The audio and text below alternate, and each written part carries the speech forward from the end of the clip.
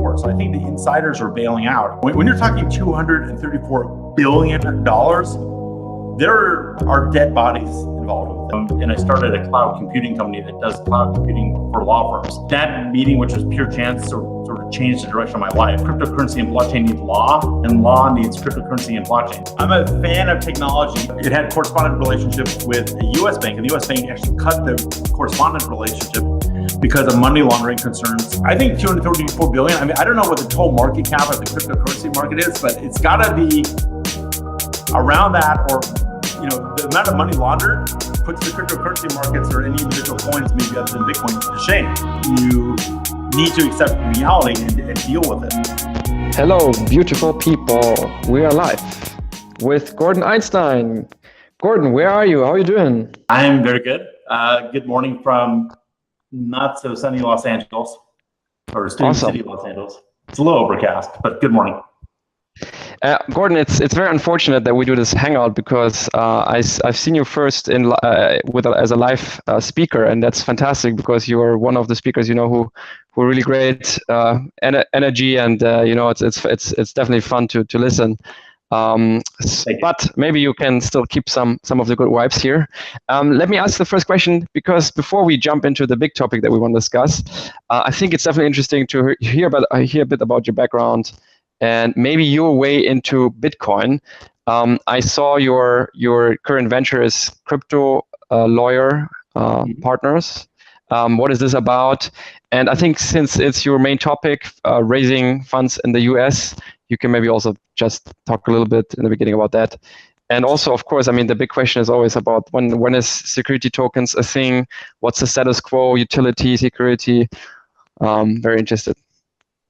Got it. Sure. That's a lot. I like it. So I'm a U.S. attorney. I'm licensed in California, though I have somewhat of a worldwide practice. I graduated and became a lawyer quite some time ago in the mid-90s. Practiced for several years doing business transactions, tax, and estate planning. Then I found my inner nerd, if you like, left law for a long time, and worked in computer technology, and I started a cloud computing company that does cloud computing for law firms. So I did that for several years, over a decade, I'd say. And then by pure chance, in 2014, I met the founders of Distributed Lab, who you probably know is one of the bigger, at least one of the best, blockchain development houses in Ukraine. That meeting, which was pure chance, sort of changed the direction of my life. Ended up going to Ukraine. Got to work on my Russian language skills, which I'm still working on, and gradually became interested in crypto and cryptocurrencies and blockchain. It didn't really hit until I taught myself how to become an amateur programmer, then went back to Ukraine, then listened to all the presentations, and then it sort of struck me. Pretty recently, within the past couple of years, it happened that I came to the realization that cryptocurrency and blockchain need law, and law needs cryptocurrency and blockchain. So I re-engaged my legal practice to full time. And since that point, I've been just exclusively serving clients worldwide in their cryptocurrency and blockchain ventures. And then to get to the next point you raised, it's very important. I want all these ventures to succeed, the ones that are pushing forward the state of the art. And in order to succeed, they need to raise capital, and 99% of the time. And the best source of capital right now on the planet is the United States, because it's the largest economy and it hasn't banned ICOs. China, I think, will be a worthy contender, or maybe even first, but they have to open up their markets a little bit. And the rest of the world is, while great, it's still kind of fragmented. So part of what I'm doing when I go abroad, or when I travel, is explain to blockchain and crypto ventures how they can raise capital in the United States and do it legally, so that the SEC and all these attorneys don't kill them, basically, because there's been a lot of irresponsible behavior and on the part of our industry, unfortunately, that I'm trying to work on. But also the SEC and other agencies have been too conservative and not done a good job communicating, though they are doing better now. I have to give them some credit. So I'm trying to provide very detail-oriented, clear instructions on how to raise capital legally. I'm not just doing FUD, just trying to make it all happen. And then to your question about security tokens are a great idea. I think utility tokens are 100% a thing, and I don't think we're going to see. It doesn't make sense. No matter what people are saying, it doesn't make sense to claim that every token is a security. It's not even legal. That doesn't fall within the definition of law. I mean, not everything is security. My glasses and my phone aren't securities. Some things are commodities, and the fact that something is not a security doesn't mean that it's not regulated. It just means that it's regulated somewhere else or as something else. So it's a mistake to pretend that something that's not a security is a security. And if the SEC does its job when it receives an application for a non-security trying to register, it should bounce that application. It should not allow it. Now, are security tokens a possible good thing? Absolutely. There's two variants of that. There's the idea of taking existing forms of securities, like stocks or shares, and tokenizing them. I call that a tokenized security. But then there's the idea that you can make an economic contract that qualifies as a security, as an investment contract, but isn't a traditional security. I'd say that's a security token. It's a new kind of thing that happens to be a security. So there's two parallel paths that the naming is subtly different, but it makes a whole world of practical difference. I think it is a feature we're heading into. It's one of several features that's going to coexist along with payment tokens, utility tokens, and hybrid tokens, sort of the Swiss model regulation, maybe the Maltese model regulation. So the complexity I'm seeing is when someone tries to make a token that both has utility function and also is a security, that from a theoretical point of view sounds great, and that's what I think we should be able to do. But from a tax and compliance perspective, it's really tough, because that means that every time someone uses that token to access the service, maybe they owe tax, because if the token went up in value when they use it, maybe it's just like a security that goes up in value. Maybe using it is the equivalent of selling it, and they would owe tax every time they use that token. I mean, that's something people don't really think about, but it's a possibility. And I can see the IRS or other taxing agencies asserting that position. So when it comes to security tokens, I think it's like I said before, the crypto and blockchain need to catch up to law. The law needs to catch up to crypto and blockchain. And they both need to push each other forward. So I'm excited to be part of that. But there's a lot of work to be done. We're not where we need to be yet, especially in the United States, especially in any large jurisdiction. The law is not where it needs to be yet. I mean, maybe Malta and Gibraltar and Estonia, Caymans, and all these other countries are kind of pushing it, but that's their traditional offshore jurisdiction mentality, which is useful for them. It's useful for the world, but we need large economies and large, complex legal systems moving over as well. Mm-hmm. Your answer was very interesting. However, they were also very. It's not so satisfying maybe for some viewers, because there were also a lot of questions in the answer. Right. Is this really the problem at the moment, that there is really just no answer nowhere really? Yeah, maybe also, for example, why is China cracking down so much? Do you think they're afraid? And also, I think we also have to remind ourselves that this is so new. It's just a couple of years old, and it's very disruptive. Do you think? Right. Do you think this will come to an end at some point, that this ICO thing, there will either be a very, very worldwide, a very clear answer to this, or it will be more open and more flexible, and there will be more possibilities for everyone? That's very good questions. So let me try to do those in order.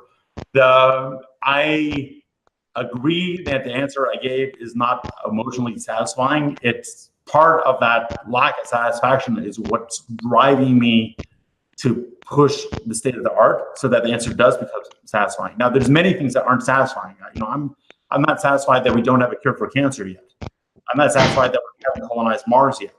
I'm not satisfied that robotics, though it's making improvements, isn't where it should be yet. And I'm not.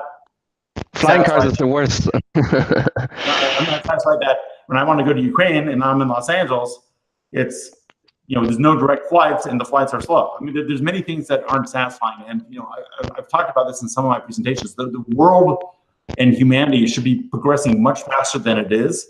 And there's several systemic constraints that are holding us back. And my point of view is that crypto and blockchain, when deployed correctly, can actually alleviate a lot of those problems, can make things better, and can make, the humanity progress faster. But yes, it is frustrating. There's two things that make it even more frustrating. It's the fact that technology moves very quickly. I mean, Satoshi came out with his paper in 2008, and 10 years sounds like a lot, but it's not really that long in the history of humanity. And of course, it took time for his initial versions to come out, and things for people to realize what the heck was going on. But technology is moving very fast now. It's metastasizing and changing with blockchain and crypto all the time. You got EOS versus Ether. You have all these battles, and no one knows where it's going to go. So you have this technology or philosophy moving at light speed, and you have law, which by definition is reactive. I mean, you have to get law voted in, or someone has to pass. The judge has to decide something. It's rare for things to be proactive with law. I mean, the law doesn't automatically adapt. At its best, you have something like Malta, where you have the financial regulators and the elected government working together to be proactive. Even when they're proactive, they're having to place a vote. It's not like the law changes and then they ratify it after the fact. So it's always behind. And some justice, and maybe it's Holmes or I forget who, said, the history of the law is not logic, it's experience. So law is not proactive. It's not necessarily logical. It's reactive to events that come up. And in order to be reactive, there has to be something that happens first. So we're now slowly getting, law, and of course you got people grandstanding, and you got entrenched interests, and we'll talk about that with Danske Bank. You've got people who don't understand what the heck they're talking about. It's almost like that Mark Zuckerberg Senate hearing where the senators didn't understand the darn thing, and they're trying to grill Mark Zuckerberg, who clearly dropped the ball with Cambridge Analytica, but they didn't even know how to ask the right questions. And so, yes, it's frustrating. Not to mention, you have this global diversity of law. And on one hand, it's good because you can pick and choose jurisdictions and go to a jurisdiction that's friendly. On the other hand, it stinks because if I'm an entrepreneur, I should have one kind of law I'm dealing with for the whole world. It really actually doesn't make sense that you have all this diversity of law. It doesn't add anything. Maybe it adds a little bit of experimentation value, but it'd be far better if, assuming we had good law, it would be global law. So I knew what the law of contracts was in Belize, Russia, in the US, in Canada, in Chad, in Australia. I didn't have to, if I could only figure it out once and then apply that rule globally, that'd be great. We're not in that system. Part of what I think can happen with blockchain and crypto and these models is I think we can push a global law or at least global standards that are as good as law. But that's a decades-long battle, but every little bit of that helps. There's another dynamic here, which is, you have Maltese company law, you have French company law, you have Russian company law, you have Mexican company law. So all these countries have national law about making companies. In the United States, we have California company law, we have New York company law, we have Florida company law. Every state has its own company law. And if you form in one state, say California, and you do business in another state, say Nevada, it's complex, and you have to hire lawyers and accountants and all this other stuff. It slows things down in the US like you can't even believe. And the fact that we have this continental size economy, but we have 50 different company laws or corporation laws, to me is ridiculous. It's like our money transmitter law. I mean, 49 states have money transmitter law and different licensing requirements. We're giving up our biggest advantage, which is we're a huge geographical space under a capitalist democratic system.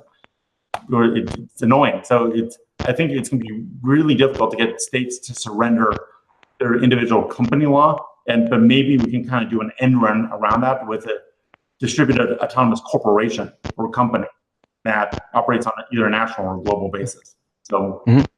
I think I probably missed one of your questions. Very good.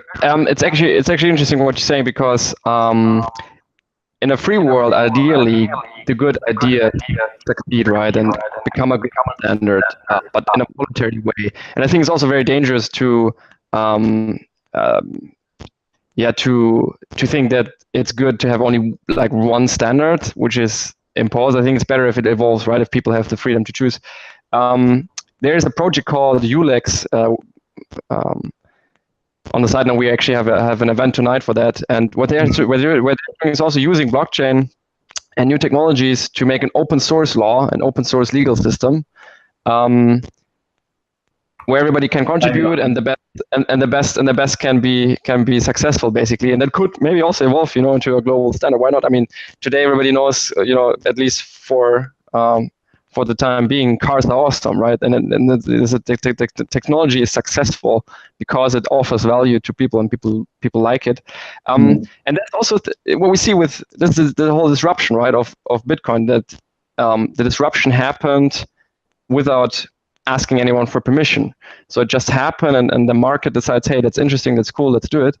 And now in China, they're cracking down, and still, I think the business is still there, right? Like people see the benefit. And also, when we speak about Bitcoin is just a product, a digital item that you can't really regulate, right? It's global, as you said, and what you want to talk about, it's just there. Do you think that this is really the big thing, the big shift that is happening, that we come from a few people decide what's going to happen to know the whole community can program and can contribute and can make proposals, and it's much more competitive, basically, that better ideas have it easier to be adopted? Okay, so as usual, you said several good things, and I'll try to parse it out. Number one, I say Bitcoin was never unregulated. It's always been regulated. Everything's always regulated. The question is, can you effectively apply those regulations? Mm-hmm. And also, are the regulators, it's kind of a related thing, are the regulators aware of the thing that's happening? So the law is very broad, and at least in the United States, I think many other countries also, they don't specify the names of things. They specify sort of subjective categories of things. And Bitcoin is got to be either money, a commodity, a security, or good or service, or some hybrid combination of those things. And separate from its name, the fact that it has those characteristics and has that functionality means that's going to fall underneath some regulatory regime. Now, the next question is, does the regulator even know about it? That kind of gets you away from things for a little while, but by definition, once you become big, they'll know about it. The next question is, can regulators, if they know about it, can they impose their will on it? Now, I always say, Bitcoin can't be arrested, it can't be shot, you can't threaten its family, you can't tax it, you can't blackmail it. So Bitcoin itself, as a technology, can't be repressed, but it's used by humans, it's used by organizations, or else it doesn't even matter. And those humans and those organizations can be shot, and they can be put in jail, and they can be taxed, and they can be blackmailed. So it's not, you don't get a escape from this planet for free card when you use Bitcoin. The real question is, are you able to run your affairs in a way that's less visible to the enforcers? But between individuals and the U.S. government, I'm going to bet on the U.S. government enforcing. So rather have the U.S. government convinced and play along, and we have a productive role and try to run around it. That's number one. Number two is China does what's in China's self-interest, and they're going to use Bitcoin and blockchain and everything else exactly as is in their interest, as they define it. And they don't get rushed by anyone, though they can move very fast when they want to. I think to the extent that Bitcoin and blockchain and cryptocurrencies are a wealth generator, they want to generate wealth. If wealth is being generated, they want that wealth generated by parties in China that are loyal to the government and not parties that are against the government. So, for example, the princelings, the children or grandchildren of the original communist revolutionaries tend to have really strong positions in industry and technology and control. They probably want those people to benefit because they're going to use their wealth and power to support the government. I think also China is looking for, I used to say long term, but now I see medium term, or even short term. They want to undermine the US dollar and ideally replace it with their currency. And they're looking at tokenization and blockchain as potential ways of making the yen or yuan, however you say their currency, more powerful and capable of replacing the US dollar. But they got to be careful when they do that because they own huge amounts of US debt. So they can't have the dollar crash, but they want to keep on incrementally replacing it. So blockchain and crypto, I think, helps them serve that purpose, especially if they do it on in their infrastructure projects abroad. And there's, from a national competitive perspective, there's nothing wrong with them doing that. They should do that if they're China. Just like Russia, from their perspective, wants to not be dependent on the SWIFT banking system because that's a very U.S. centric. But all these countries, they're not going to be enthusiastic. They're not going to be for or against crypto based on the fact that it's neat. They can be for or against it based on what they perceive as their national self-interest, including the interests of their influential citizens. So I don't think, China's pursuing just like it's pursuing everything else. Like it's pursuing robotics and artificial intelligence and genetic engineering and laser weaponry and everything. It's looking for Chinese advantage. And it is what it is. Now, it may end up being to Chinese advantage to allow ICOs, but they're going to do it in a way that supports the Chinese agenda. And, the rest of us just need to deal with it because you have a large country with a huge economy with a ton of people who are very aggressive and very intelligent and are gathering a huge amount of wealth. And they've intentionally built those facts kind of quietly, but they did it. And now we need to comply. To your point, does crypto and blockchain allow small, decentralized, democratic action to be successful? More so than used to be. I think so. I think the internet did that. It allowed people press freedoms that they didn't effectively have before. Before, you needed to own a printing press. Before, you needed to own a television station or a radio. And then it came within federal regulation or government regulation and stuff. The internet in general allowed sort of the democratization of power and communications and action. Does blockchain and crypto enhance that? I think it does. I mean, to the extent you have money no one can control or records that are perfectly correct all the time, you're giving more force to democratic action. But everyone's always talking about it's the end of nation states, it's the end of governments. Well, that's a good theory until you end up in jail. And then as long as the government has the ability to put you in jail or tax, it's there and you got to deal with it.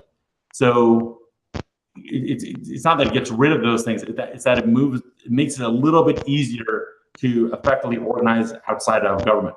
It's not that decentralized is better than centralized, it's that every single thing we do calls for different solutions, and we just need to be flexible and have our brains on and working. So, everyone's just, it was like, ooh, decentralization, ooh, distributed. And, when they're saying that instead of centralization or instead of concentration, they're taking an ideological, emotional point of view. What I suggest is you look at the problem you're trying to solve. You look at the range of available tools and use the tool that's applicable for the job. Now, if new technologies let you use new tools or let you use them more easily or lowers the cost or lets you do things you couldn't do before, that's fantastic. But that doesn't make it right for every single job. If we put transactions on a public ledger, what could happen to those transactions that are not legitimate? It's very rare to find something that's always positive and no negative, or always negative, no positive. I mean, you can say nuclear bombs are bad, but then again, they kept the peace between the U.S. and Russia for half a century. So I don't know what's bad.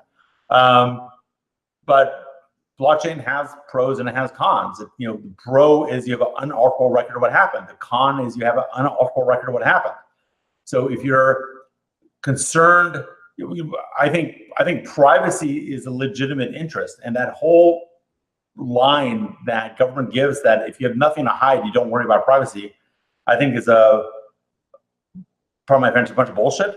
And you can tell it's a bunch of bullshit because when you use that same standard against government actors, in other words, you go to that senator and you reveal that senator's pornography history or financial records or something, all of a sudden they discover the need for privacy. All of a sudden they discover the Fifth Amendment. Well, look, if everything should be out in the open and no privacy, why are you taking the Fifth Amendment? Why are you not choosing to testify? Why not let everyone search your computer?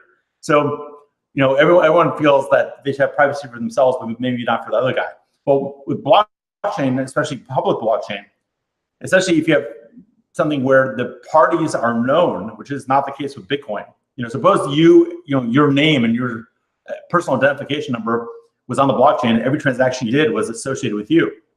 Well, I can see a lot of positive uses for that. I mean, you could prove ownership of certain assets. You could prove you paid your taxes. You can do a lot of things, but you would not be private. You wouldn't be anonymous, and it's an issue. And there's some things that are perfectly legal, but they're no one's business. They could be embarrassing, or you could have something where you're engaging in political activity that we want to protect, But when you lose your ability to act privately or anonymously because it's on a public blockchain, the government can crack down on you. I mean, we have these large authoritarian governments in the world, and if everything you did was on the blockchain, every movement you made, every word you spoke, every thought you had, then you lose privacy, you lose deniability, and the areas that despite what Justice Brandeis said, there is a use for shadows. I don't necessarily want everyone knowing my private business. So, you're right. There's a tension there. But that being said, when it comes to government and regulators and large business transactions, like government barring military secrets, just in terms of like commercial projects, has no business keeping most things private. Those things should be on public blockchain. They should be subject to audit. Public companies should, to a certain extent, be subject to audit. They've chosen to take advantage of certain public goods, and so they should make their information accessible to the public. It's different from private citizens. If you look in the history of the internet, it was it unfolded and unchained an enormous potential for cross-border, borderless commerce. And also here in the beginning, people were concerned that people could use the internet for illicit actions. And then it turned out it was mass adopted, that people use it for sharing cat videos and family videos and just go shopping, and shop on Amazon and stuff like that. And now, in a similar way, people are afraid that Bitcoin can be used for bad actions. But ultimately, at least the people that I talk to, most of them, so they just go, buy shopping, go spend it, or like the idea. So do you think we were too afraid in a similar way like they were afraid of the internet? Honestly, no. So I'm a fan of technology, and I think that part of life and part of moving forward is taking risks. And sometimes you need to take a lot of risk and be very aggressive, and people get hurt, and maybe that's what needs to happen for humanity to move forward. But we shouldn't fool ourselves. The internet can be used and has been used for bad purposes. And a lot of the applications that are built on top of it, even though they're great, get used for bad purposes. The money laundering and terrorist communication and finances and drug trade and abusive pornography and child porn and all that stuff just got a lot easier because of the internet. Very aggressive political movements, whether you like them or not. Some of them have some good things to say, but some of them are a little crazy. Got empowered because of the internet. My feeling of that stuff is sort of like let the chips fall where they may, because we need the internet. The internet on the net has been good for humanity, but there's consequences to it, just like there's consequences to not doing it. So it is a mixed bag.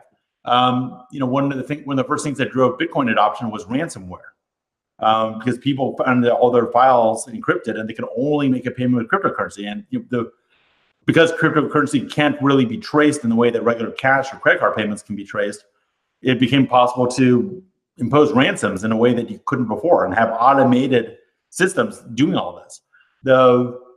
It's not all great, but I think our job is to be enthusiastic advocates for the platform and for the potential of it.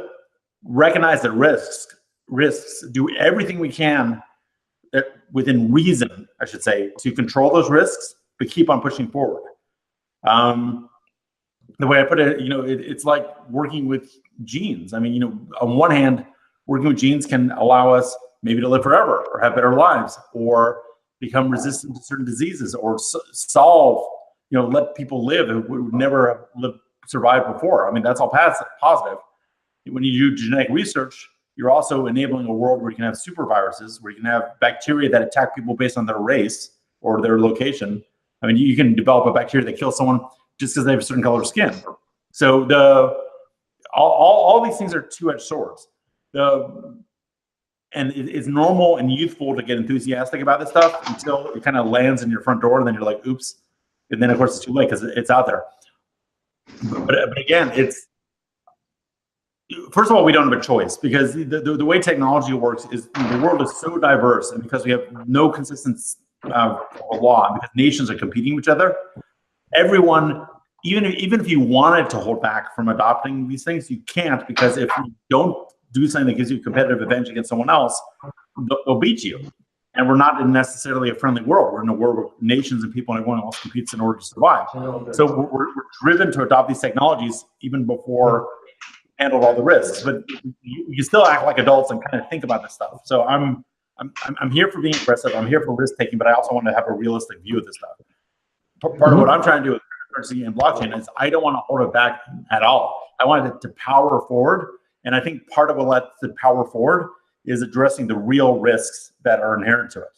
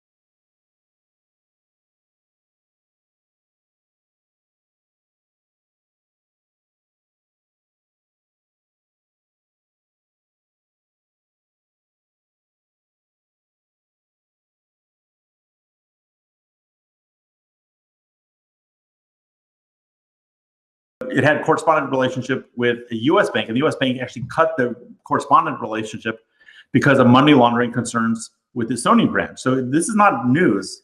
I mean, it was to actually cut a correspondent relationship or correspondent bank relationship is a big deal. And the Estonian branch knew about the fact that this relationship got killed. It's not like this is not news.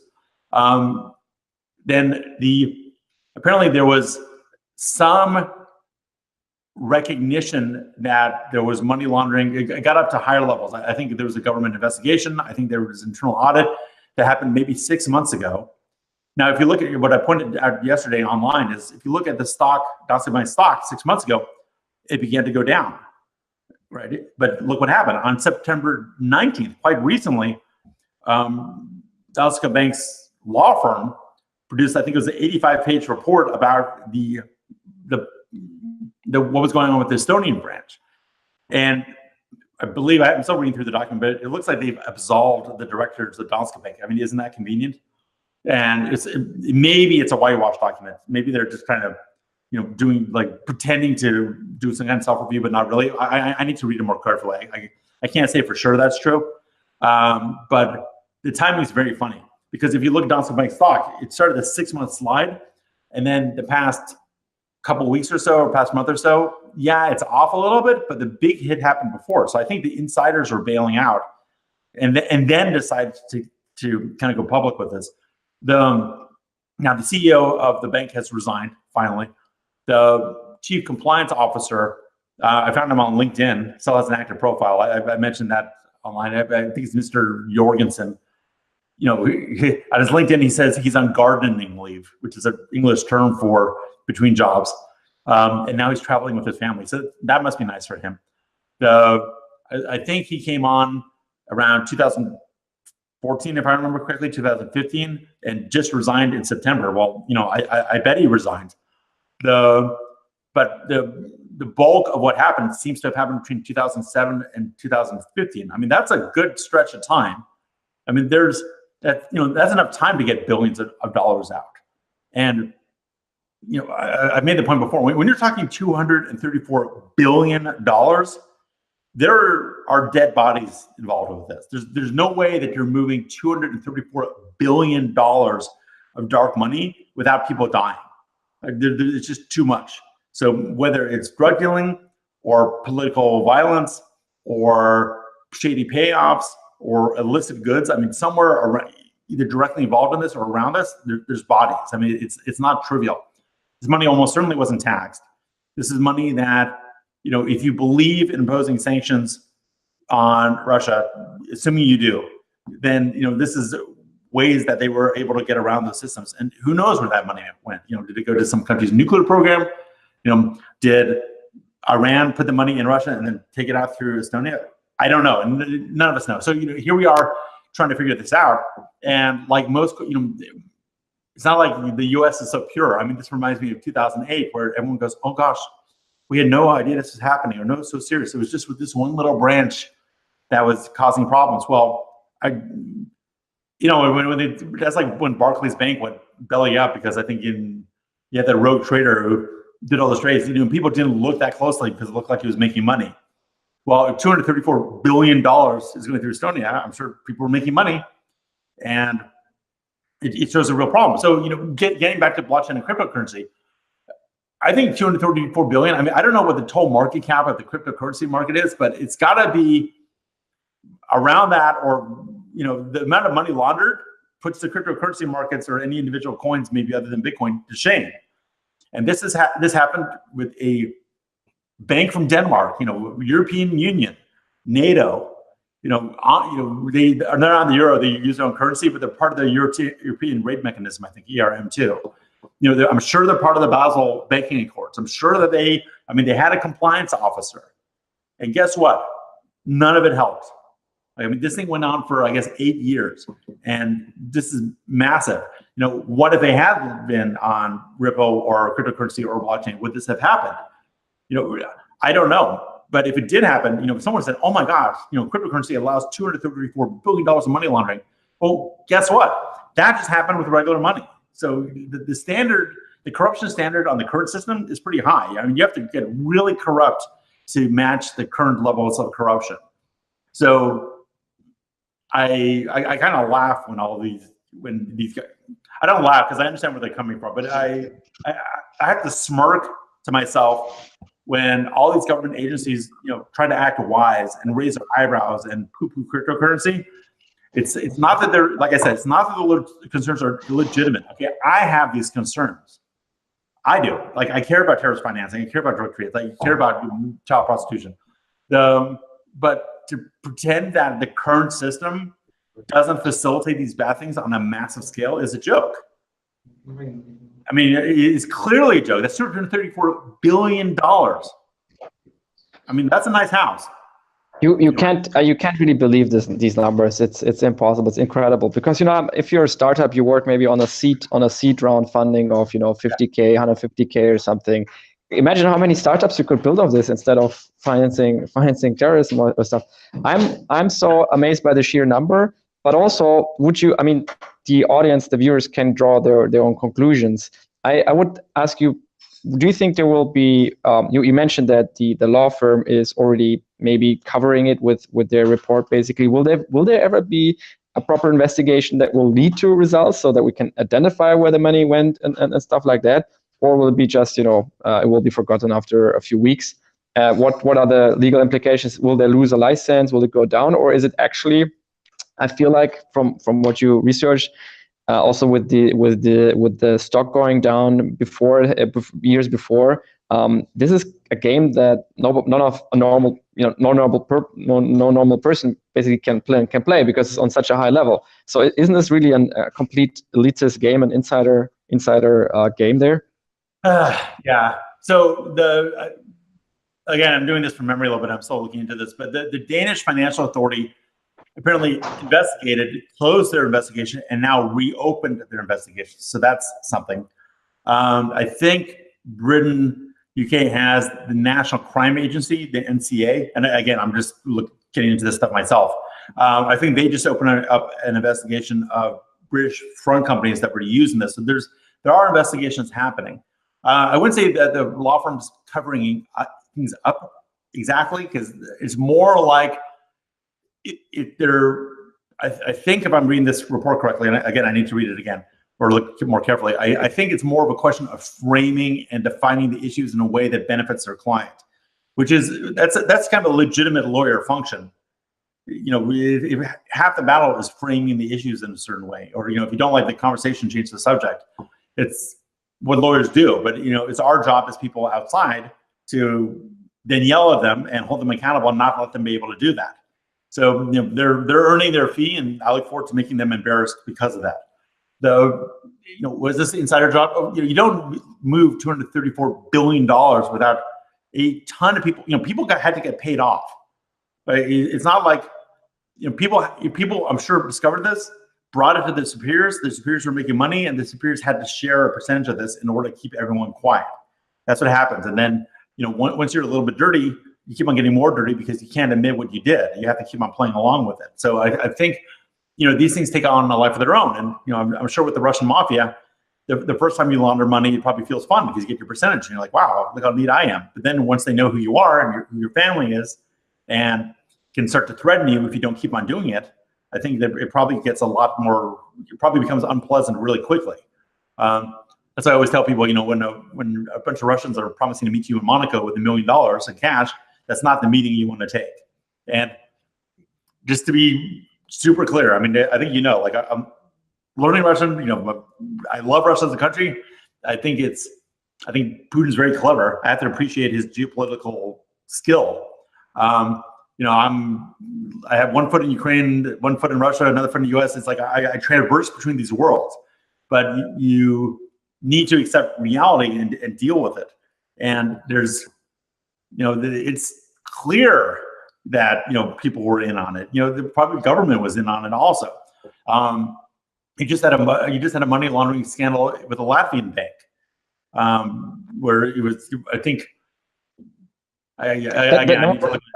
Follow-up question: like, are there other banks also that you know of, or in the past, is this a systemic problem, or is this really like a single incident now? And maybe a second question. So with if I do a Bitcoin transaction, it is public, it is traceable. Wouldn't you say Bitcoin is already a feasible solution to counter those problems? And maybe last question, what I hear a lot on conferences from banks, actually, banks promote AML policies and strong regulation. Isn't this a farce in the end if these banks promote AML policies but have a lot of problems themselves and it doesn't seem to help, whereas Bitcoin is basically without regulation at the moment and still more transparent and easier to prohibit such or to see such things? Right. So, two questions. I have mixed feelings about this. So, on one hand, AML and KYC are, I think, stopping several legitimate companies and people from doing the business that they should be doing. For example, banks will arbitrarily close accounts because they're de-risking that account, and they will close accounts for businesses that are crypto related, even if they're perfectly legitimate. In fact, there's an interesting Israeli case where the Israeli Supreme Court forced Bank Leumi to reopen up an account that they had arbitrarily closed. I think it's like the bits of gold case. I think that's actually great. I read recently that France is passing an ICO law where they're also guaranteeing the banking for these crypto companies. And they're like, France, really? France? But God bless the French that they're doing this. Obviously Malta's making some forward movement here. So on one hand, AML KYC is a burden for those who are entrepreneurial and it gives the banks an excuse to close down accounts for those they don't like, just like the Patriot Act does. On the other hand, the anniversary of 9/11, and I was alive. I was alive and aware and watching TV when 9/11 happened. Those people had money transferred to them. Now it wasn't much, but it was through the banking system, and a lot of these laws came into place in response to 9/11. You had the Patriot Act and all this other good stuff. I think AML. I think it's a lot harder to launder money now than it used to be, and the know your customer requirements serve some purpose.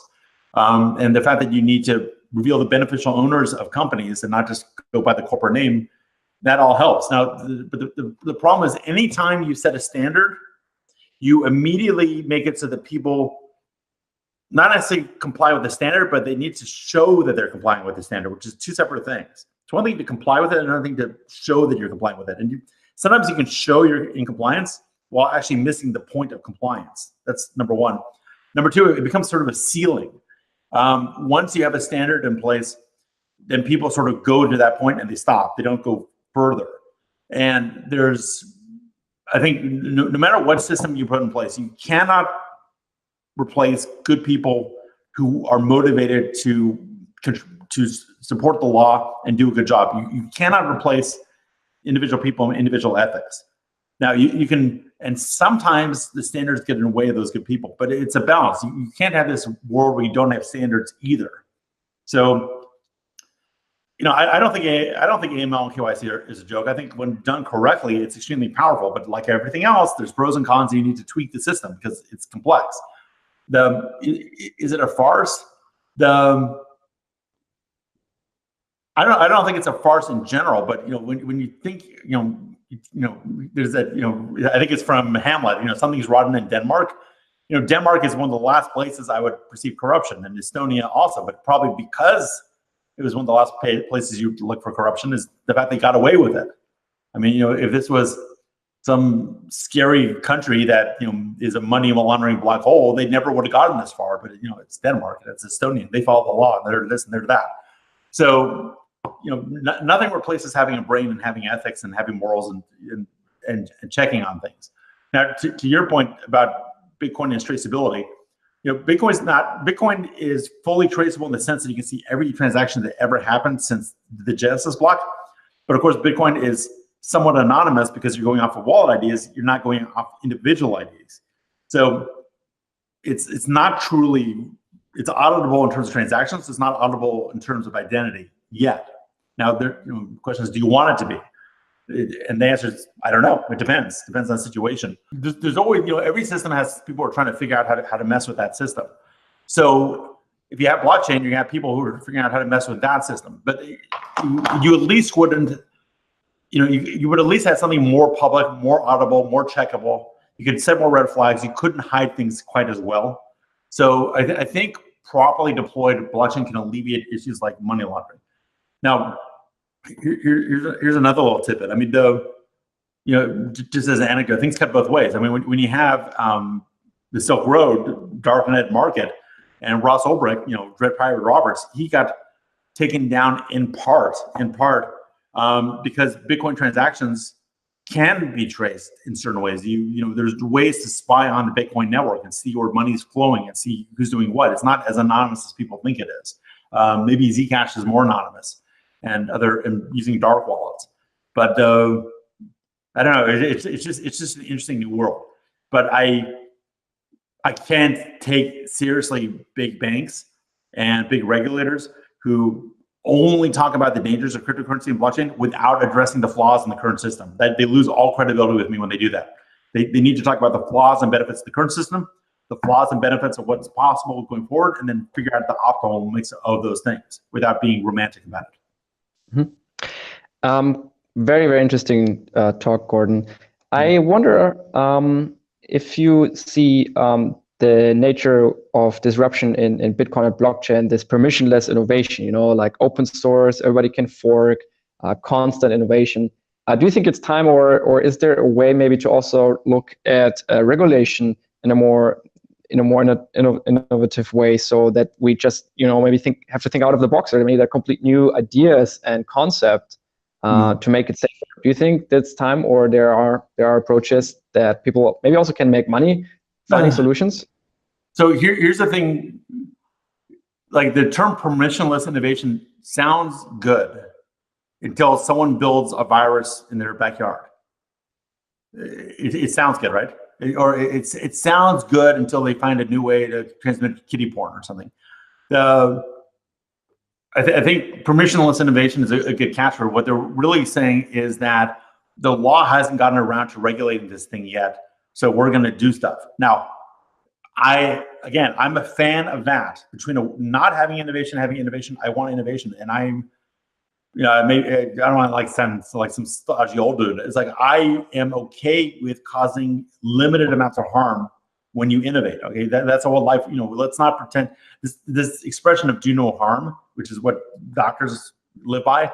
That doesn't work with technology. You can do harm. Okay, you're supposed to do harm. Experiments that don't work are in a sense harm because they're wasting resources. And Uber, is it harming taxis? Well, I hope so, because I freaking hate taxis. All right, and so it's okay with me. I want to cause harm. I want chemotherapy to harm cancer. And it's all right. But it's just, and I think Uber had this expression, move fast and break things. Well, that works for a while until you start getting into lawsuits because you start breaking people who didn't choose to be part of your system. The issue, it's one thing if you innovate in an area and everyone participating in your innovation chose to participate. So if you have an untested drug, for example, or a drug that's not regulated, but can potentially cure cancer, and people know the full danger of taking that drug and they choose to take it, I'm kind of smile at that stuff and support it. But the problem with law is that law should apply to everyone. You don't opt into law. You don't say, yes, I agree to this series of laws. I don't agree to this one. If you live in a country, you live in a place, you're automatically subject to that law. And not knowing that law doesn't save you. So when you have permissionless innovation law, well, I want to be, in democracy is permissioned innovation in the law, permissioned by the people I voted for, who theoretically are voting now on my behalf, and I can not vote for next time if I don't like what they do. So the whole point of democracy is that our actors, our leaders are permissioned. It's not that they're not permissioned, but they have permission to be in parliament. They have permission to be the prime minister. And if they don't act the way I like, I'll take away their permission. So I think I'd rather have that. I think the problem with the EU and maybe to a certain extent with the United States is that we have all these bureaucrats who, you need bureaucracy, you need administrative agencies. Life is just too complex to leave it up to the Congress or the presidency or judiciary. But you have, especially I think in the case of the EU, you have the democratic deficit because the process of getting these people into power and what they're doing is so hidden away from the public. You know, you can say that right now the EU has permissionless innovation. It's just not the innovation by the people we want to be doing it. I mean, when you have a bureaucrat in Brussels setting some new stupid standard that no one else that actually is affected by it knows about it, they're not doing it with permission. They're just kind of doing it, and now we have to live with it. I mean, that's kind of what caused Brexit. So I think you make an argument that government laws maybe should be, you know, especially on an international basis, should almost be like open standards, like TCP/IP, where you put out the law, you have a request for comment, you battle back and forth, you put it on a test net, you try it out. If people like it, maybe they can opt into it. You can kind of gradually adopt and upload. I mean, I think there's a model there, but I guess that's my thought on it. You know, like permissionless, you know, it's a good catchphrase. Just like move fast and break things is a good catchphrase until that driverless car slams into some innocent old lady and kills her. So I guess I'm just saying, just be aware of the consequences of the actions, both positive and negative. Don't be down, don't be negative, but just think everything through. Mm-hmm. We talk about the problems a lot. It's definitely, I think the upside, the good side is that we have enough material for very good thrillers and high-level banking thrillers. There will be some good movies, maybe. Maybe just you actually point something out to me. I want, you know, I always have to be kind of, I need to be thoughtful when I talk about this stuff. It's my cautionary statements are because I want blockchain and crypto to succeed. It's not because I'm against it. It's because I want to succeed. And I also know how the regulators and existing businesses think. And I want to proactively and productively address their concerns and not ignore them. But I don't want to make them, I don't want to give them the right to say no. But just because I don't want to give them the right to say no, that doesn't mean they don't have some good things to say. So I want, that's kind of why I'm speaking along these lines. The flip side is the whole reason I went back to practicing law is not because I want to make $1 billion with crypto, but because I think that these technologies have the power to really push humanity forward quickly and to really benefit a lot of people and to get us to Mars and to get us the robots we need and to solve all these problems, all these, to bring banking to everyone, to democratize societies. I mean, it is powerful, heady stuff. And my passion for it drives my concern for making sure it's done right, because I don't want it to get delayed. I want it to happen as quickly as possible. And so as quickly as possible means being strategic and aggressive and striking out at things that can slow it down, because I want it to move faster, because I want humanity to move faster. Make sense? Yes, makes absolute sense. And actually, I don't have nothing to add on that.